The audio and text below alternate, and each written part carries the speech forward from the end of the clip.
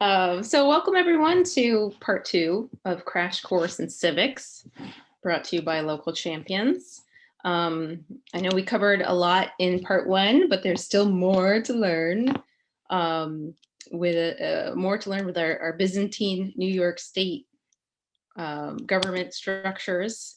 So yeah, yesterday in part 1, we talked about the many layers of government in New York and the specific roles down to your local level. And now in part 2, we're going to get into some typical processes for how things get done when you're working with the government. And then Mayor Armacost is going to, put some meat on those bones and actually talk about her experience as mayor of Hastings-on-Hudson. So again, why do we care? Why are we taking the time to talk this all through? As part of the Climate Smart Communities program, you're working under the auspices of government, and government is its own beast, right? And it can be kind of a confounding experience if you don't understand how to get from point A to point B, and the specific procedures that happen in government. So first, we're going to talk about policy. And since everyone here is representing a town, we thought it would be good just to focus on that level, and talk specifically through some examples of climate smart communities and how that works through policy at the local level. So I'm going to start with the idea of a comprehensive plan. And this is like the mama document for your whole town. And I was curious if we could all just shout out whether your town has a comprehensive plan, sometimes known as a master plan, or not, or maybe you don't know. Jen, Unionvale.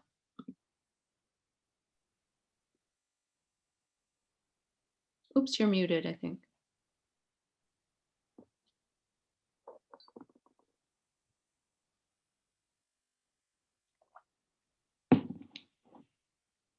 Paige, are folks muted? I haven't muted them myself. Let's see. Here, I can unmute. Jen is not muted.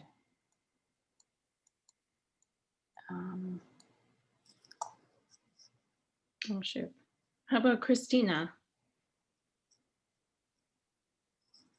We do have a comprehensive plan. I think it was last updated in 2016. Okay, that's pretty good. How about Kristen?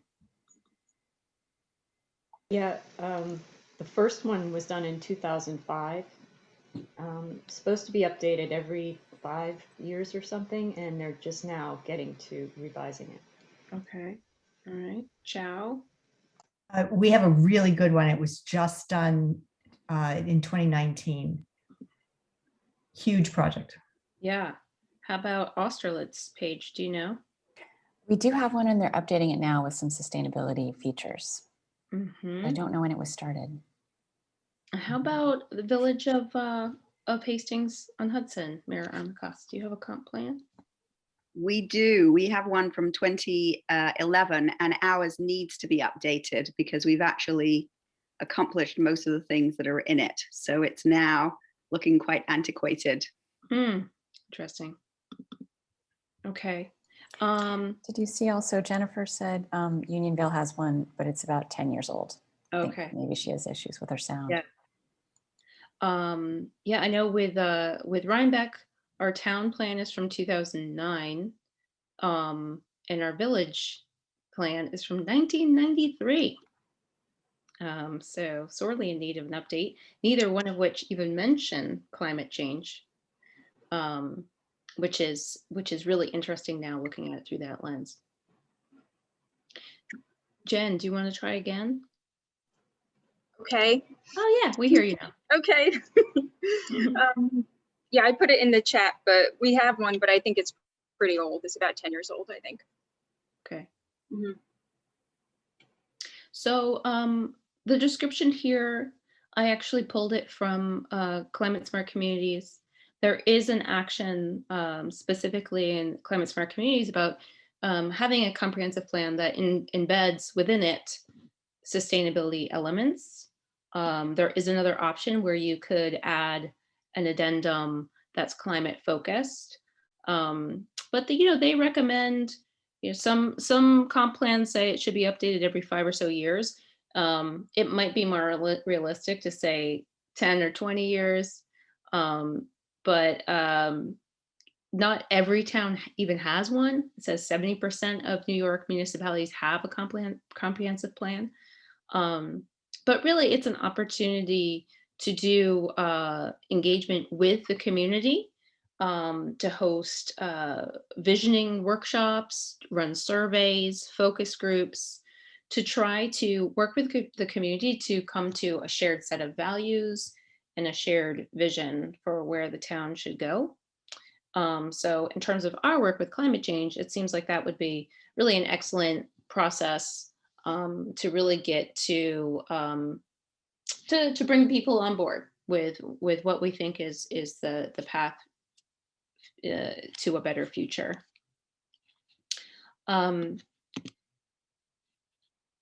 So here's an example. Again, you can go to the Climate Smart Communities map and filter by action and pull up other certified communities that have done this specific comp plan action. So, Saugerties as an example. And then you could go in and look at their report through the Climate Smart Communities website, and even check out their comp plan and see how did they integrate those sustainability elements. And so the idea with a comp plan is it's this shared set of values and vision, and a lot of recommendations, right? And then it's up to the town board to actually translate those recommendations into policy, which would then be made into law. So a lot of it is about land use, zoning, but it's a master comprehensive plan, so it's everything, right? So let's say you're in a town that doesn't have a comp plan, or perhaps it's very old and outdated.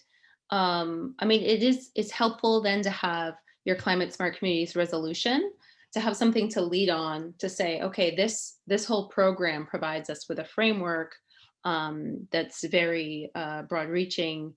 And I think it's fair to say that your town boards find it helpful if you can show them the logic behind where policies are coming from. If you're trying to put forward policy recommendations and specific resolutions, that you can point to something, whether it's a comp plan or the Climate Smart program, and so that there's a body of research and data and precedent underpinning these, and that is all part of a logical piece. And in Climate Smart Communities, there are many actions that are in fact just pieces of policy. So not all of them are capital improvement projects or events, communications, but some are legitimately pieces of policy.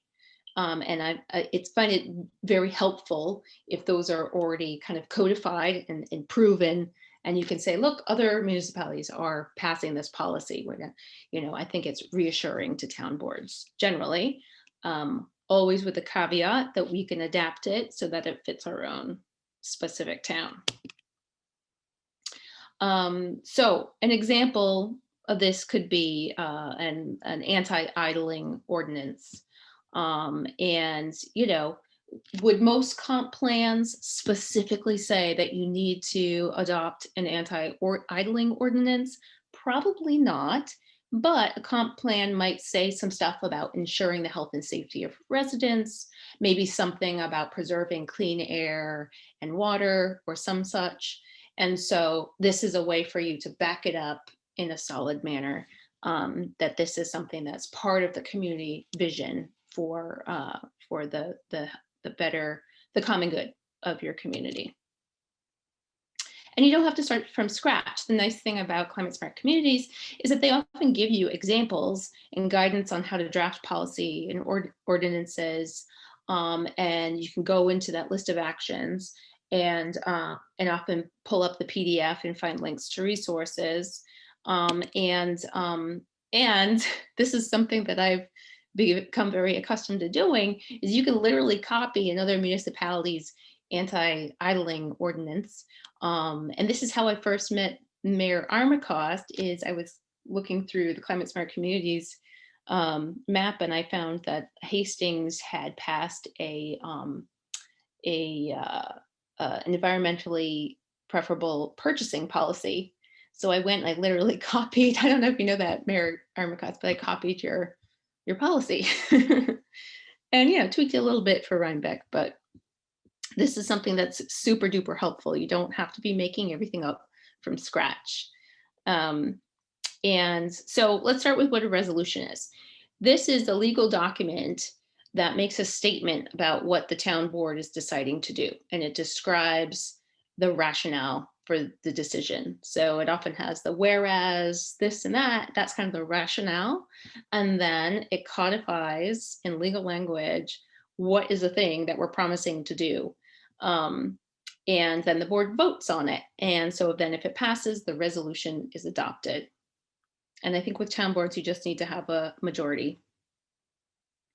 So passing the CSA resolution, which everybody here has done, that's basically that first formal pledge that you'll be following this program. And then often, with a lot of the actions in climate smart communities, you're just uploading a copy of that resolution that your town clerk has checked off that it was passed on such and such date.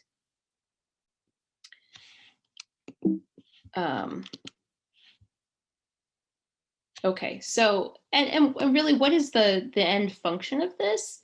It's forcing the government to have clarity around decisions, and that's the vote, right? And so it then is entered into the official record, and you get your yays, your ayes or your nays, and then for the rest of the history, it's there in the public record heretofore.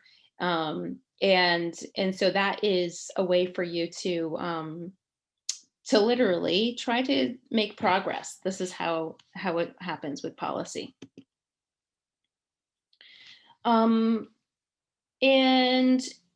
then we have actually changing a law, which is often referred to as the town code. And if it's creating or amending a local law, that requires the board to host a public hearing. And so whereas a resolution, they can just vote on it. If you're actually changing the village code or the town code, they can pass a resolution, but it might say, dependent upon public input through a public hearing. Or public referendum, which is when, if the public gathers enough signatures, they can actually vote directly as a ballot measure. So this is something that would definitely require additional input from, say, your town attorney to make sure that that this new law is legal. All right, so that's a bit about the process of the legal process, right? But now let's talk a little bit about money. As with so much with life, things often come down to the almighty dollar. And I thought it'd be interesting just to have in the back of your mind how things are budgeted for a town. Because budgeting comes but once a year. So you really have an opportunity, but it's a specific window to plan for things that you might want to have the town spend money on when it comes to your projects with climate smart communities. So the town budget cycle is different. The fiscal year is different than the village fiscal year. So I know Chow is representing both town of Northeast and village of Millerton. So Chow, maybe you've even encountered this.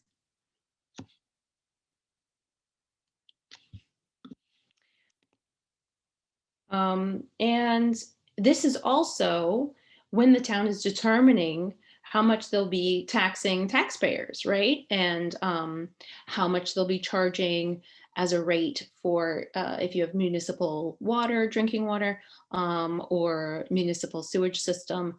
Those are often accounted for separately and funded through the direct bills that are sent to customers of your water district or wastewater district. But then we have taxes that feed into our general fund, police, fire, highway department, often referred to just as a general fund. There might be other sources of revenue for the town. You know, the town, there's a very convoluted system for how the town and village receive sales tax. Like it goes to New York State and then to the county, and then it gets divvied back out to towns and villages according to population, I believe. So that was really interesting to me. It's like the sales tax that is charged in a municipality doesn't go directly to that municipality. It has this whole goes up and then trickles back down in weird ways.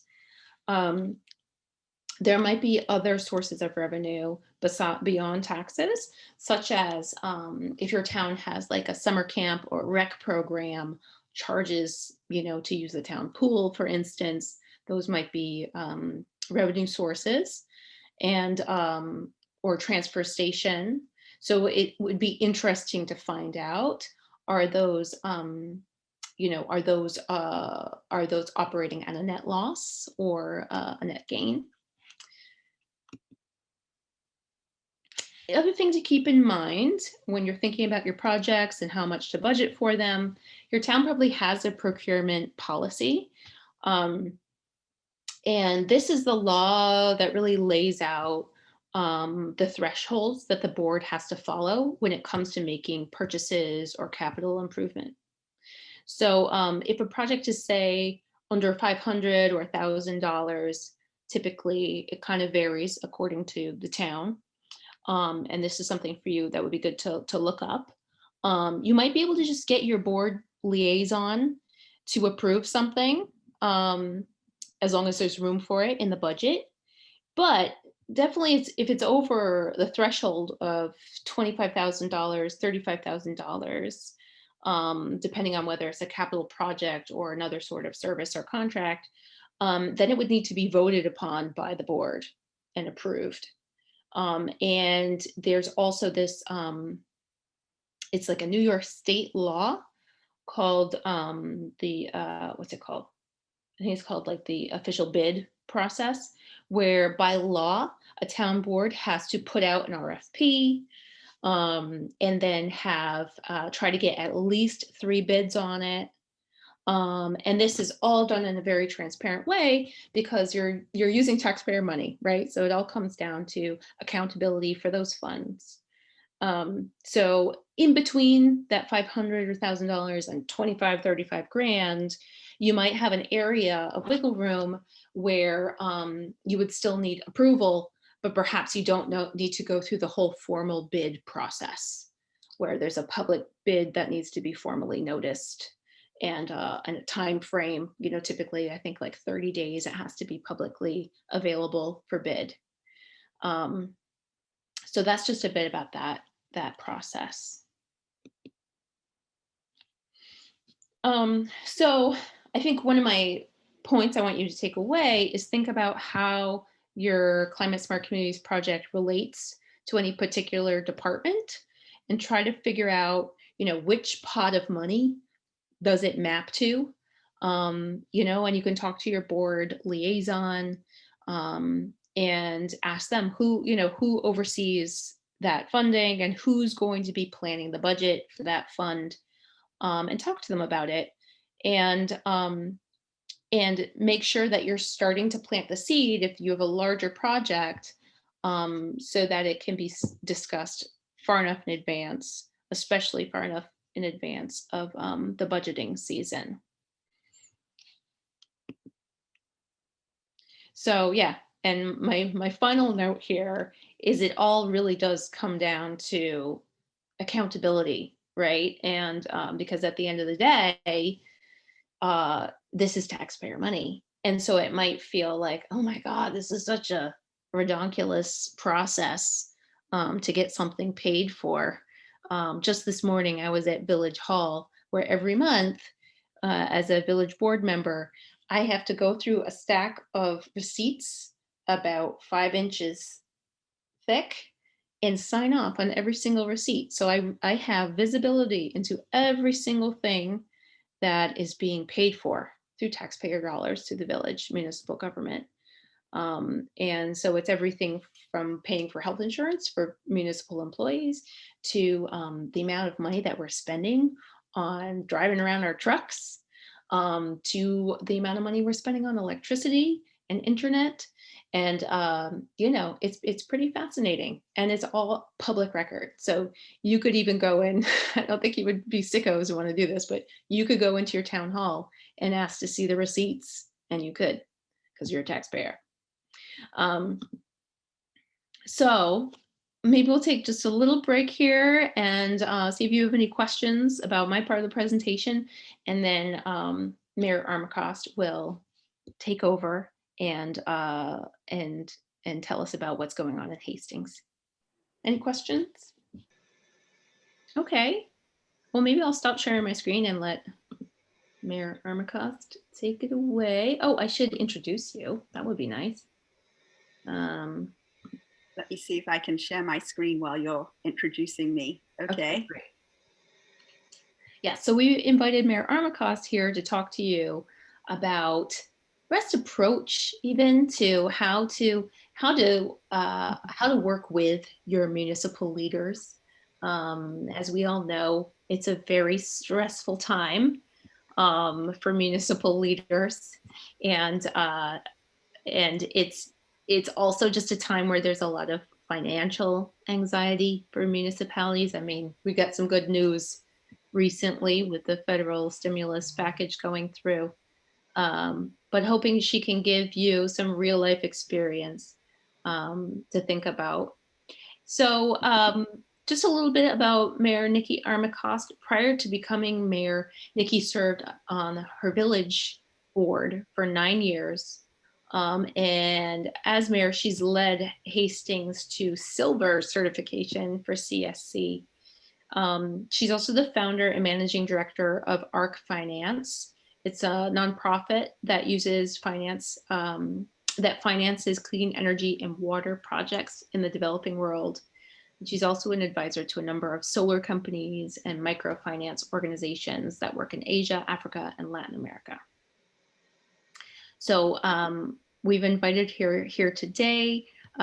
She's a bit further down, Westchester down the Hudson, but I think we'll learn a lot from her experiences.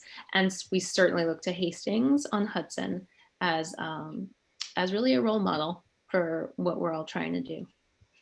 Please take it away. Now, thank you, Vanessa. So let me go through this very quickly then. So this is, as Vanessa said, the sausage making section.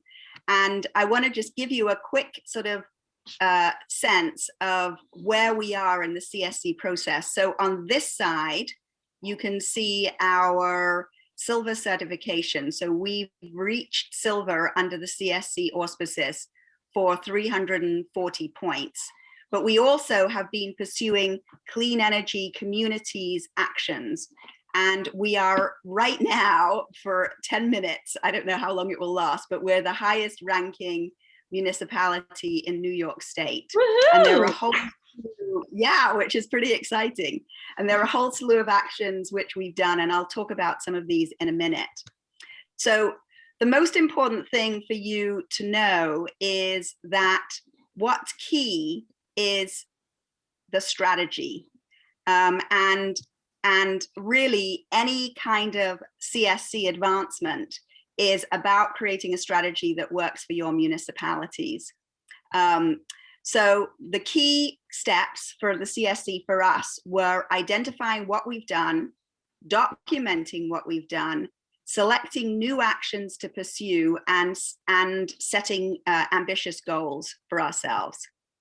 So in terms of identifying what we've done, and maybe you guys have already done this already, we reviewed all of the listed CSC actions, which Vanessa's probably explained this to you. They change every so often. So each new kind of cycle, they add some and they retire some. So you want to look at the current list of actions and just work out what your municipality has already done, because you'd be surprised. You'll find that you've actually done a lot. If you've done any CEC, that's Clean Energy Community Actions, definitely submit them, and we'll come to that in a minute. And gaining bronze CSC status gives you clean energy community points. It gives you 600 points, which translates into money. So we're going to come to that in a little while. The other thing that's really important is to document what you've done. So we talked about the comprehensive plan. Do you have a comprehensive plan? Do you have a complete streets policy? Have you remediated a brownfield? Do you have a hazard mitigation plan? Normally that's done under the auspices of the county. Do you have a farmer's market? Do you have a repair cafe? Do you have a sustainability website?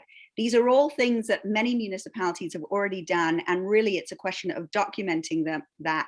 And as Vanessa said, you can look at examples from other municipalities to frame out how to document some of these actions. Then the next thing you need to do is select new actions to pursue.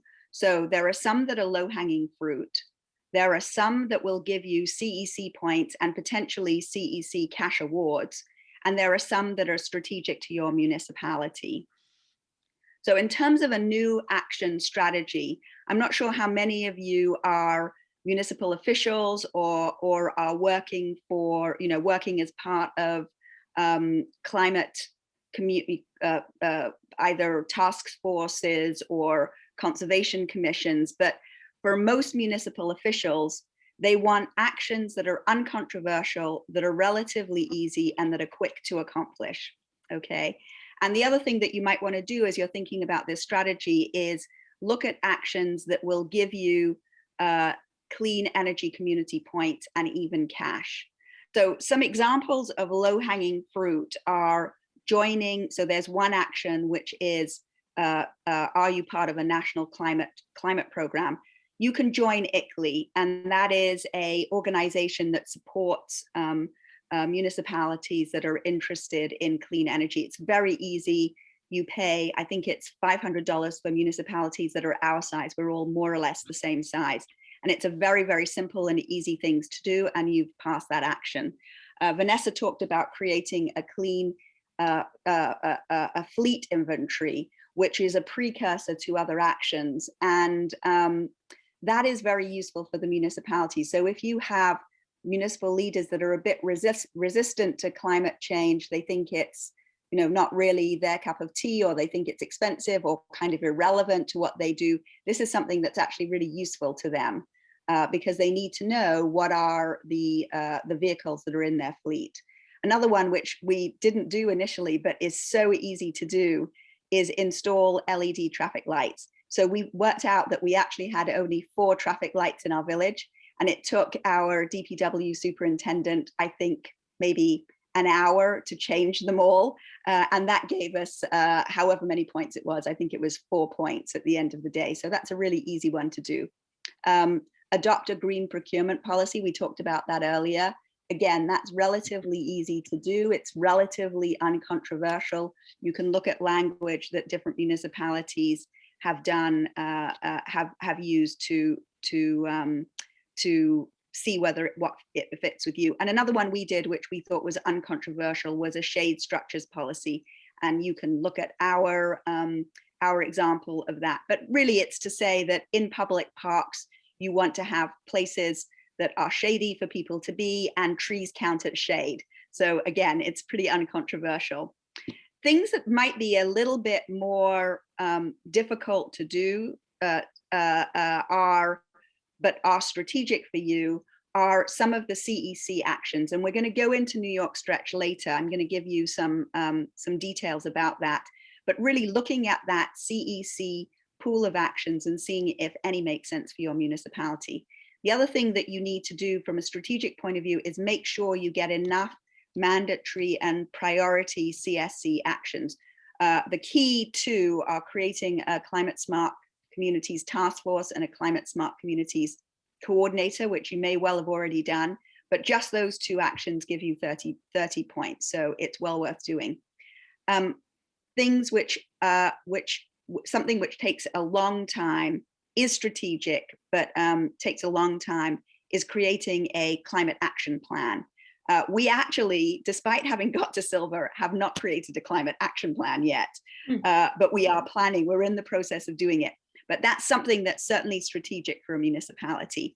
For us, two other things that were strategic that took much more time than some of these other actions that are on the left are creating a natural resources inventory and a climate vulnerability assessment.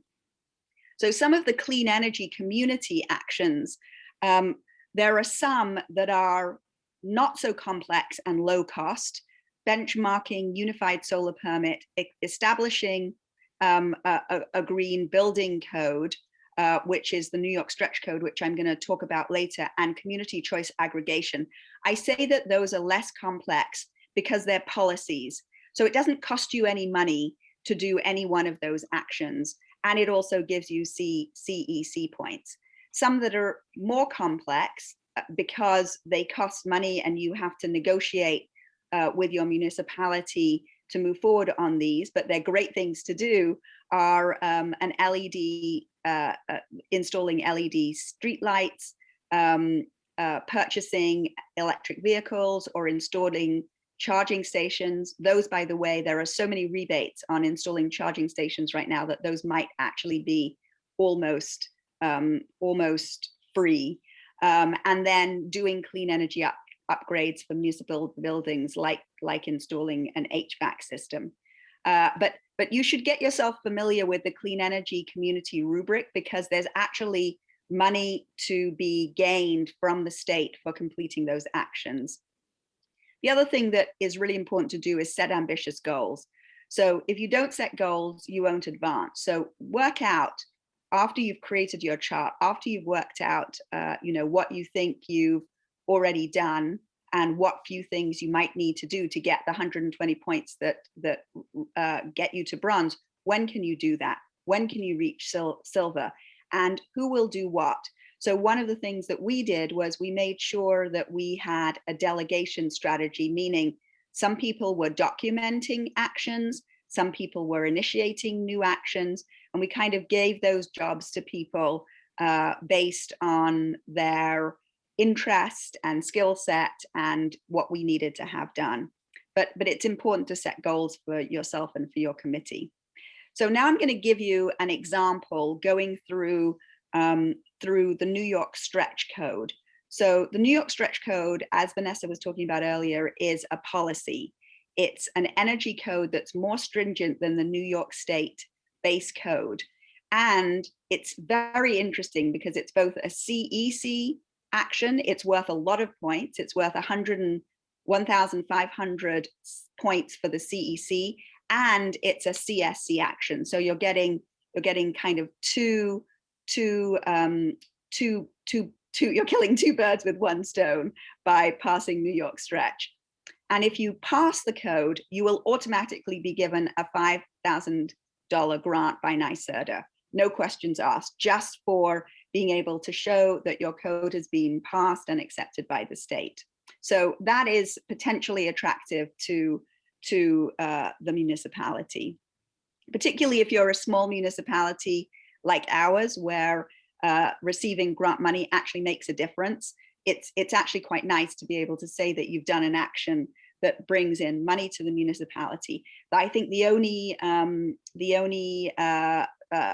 kind of constraint around it is that it has to be spent on energy related improvements in the municipality.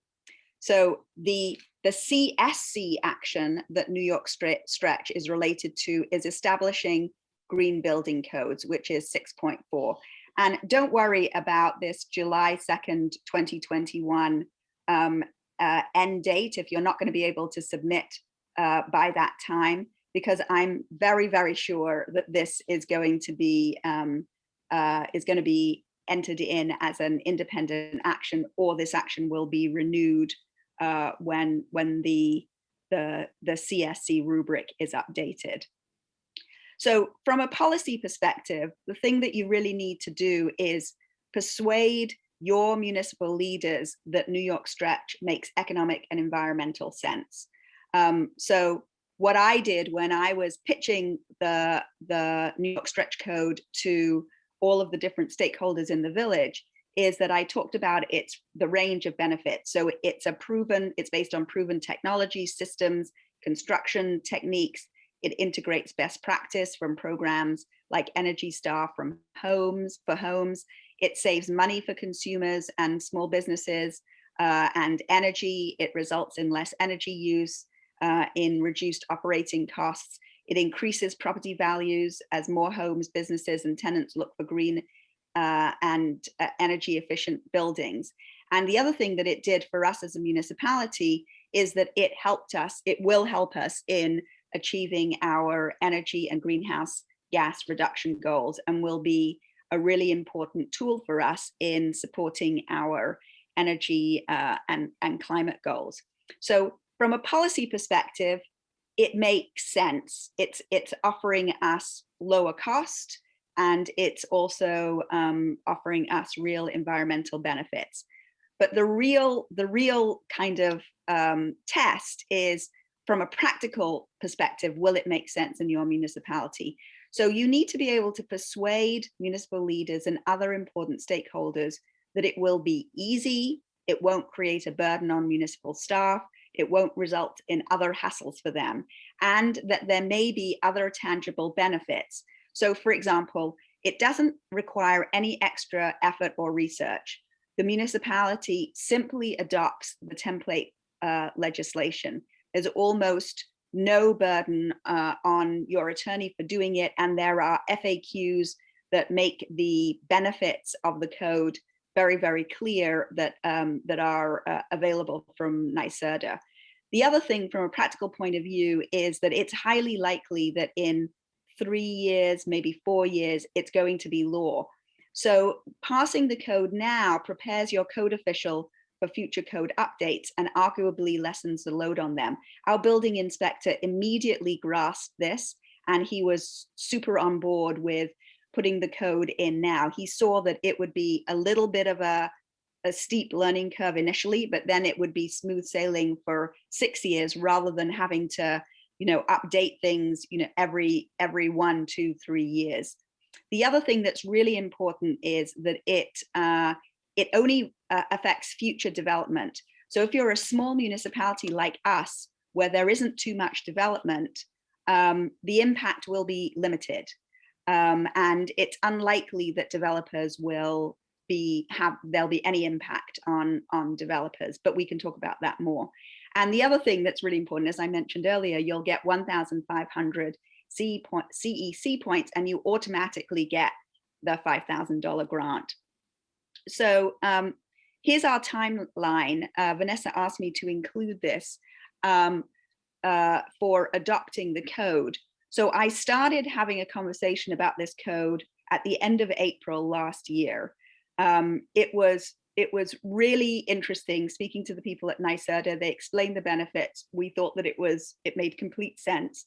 And what we did was we invited NYSERDA in to talk to the stakeholders we felt would be most skeptical, kind of most critical. That was our building inspector and our Green Building Code Committee. And they had a whole set of questions and concerns. We talked it through with the NYSERDA team. They got very comfortable, they were on board. And once we had that key set of stakeholders on board, I invited NYSERDA to a Board of Trustees meeting to explain the benefits of the code and answer questions. So we and the Green Building Code Committee chair and the building inspector both showed up to that meeting and reinforced the benefits that the NYSERDA team had to share. There were no objections, which was amazing. Our attorney drafted the local law using the NYSERDA template. I think it maybe took her an hour and a half to do it.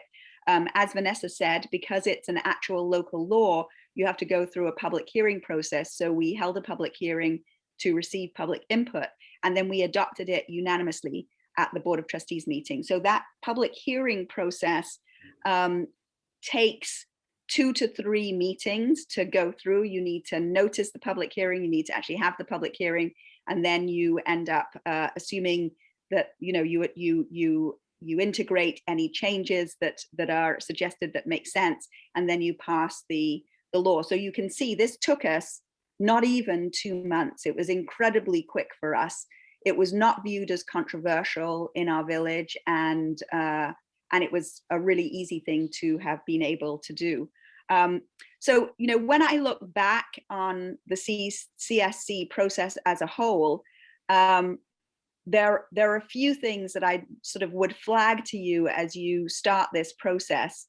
Make sure you know what the mandatory and priority actions are for each stage that you're applying for. This is less of an issue at bronze, but by the time it gets to silver, you need to make sure you have enough of the priority actions that you will actually be granted silver status. The other thing to do is to build in buffer points. And what I mean by that is when you're applying at bronze, don't apply just for 120 points. Apply for 140 or 150 points, because they may not give you some of the things that you apply for. And that way you've got a few buffer points in there. We did that, and that was actually quite useful for us. We initially applied for 160 points and we ended up being given 140 points. So there were some things we hadn't worded quite right, or we hadn't understood what the documents meant. And so we weren't awarded those points. The other thing that I would recommend that you do is planned kind of tiered submissions. So in getting to, we went from bronze in January of last year to silver in June of last year. But we made an application in April because we wanted to see how many more actions we would be awarded in that interim period. So we knew what we had to aim for silver. So you don't need to, you can apply for points without having reached the next level. You can apply kind of in between bronze and silver if you don't leave too much time. I can explain more about that later. And the other thing is just definitely seek out advice on anything that's confusing or complicated. And just to give you an example on that, we ended up, we have so many brownfields, I can't tell you. We actually have a major Superfund site in our village. And so we knew we had cleaned up various brownfields, but the requirement, the documentation that was required was very, very specific. And we actually had to submit 2 times to be able to work out what they really wanted. I could now explain that to you in 5 minutes, but it took, multiple submissions to get to that point. And there are a number of actions in the area that relates, section 7, that relates to kind of resiliency and land use, where sometimes it's worded in a way that's confusing. So if you're struggling with it, definitely speak to someone to help you understand what those requirements are. And then finally, there are some actions that are worth doing early. So for example, the fleet inventory, definitely do the fleet inventory before you do the fleet efficiency policy. The other one that I think I wish we had done, and we hadn't actually done this, we still haven't finished it, but it's a PE7 action, which is climate smart resiliency planning. That action embodies so many other actions. So it relates to hazard mitigation, it relates to the comprehensive plan, it relates to flood plain management. So there are so many things in that where I wish we had done that early on, because if we had done that, we would actually understand other things that we needed to do. We would understand them better. So let me stop sharing so we can all see one another. But that deck, if it's useful to you, is available with Paige and Vanessa, and hopefully some of that was useful to you. Thank you so much, Mayor Armacost.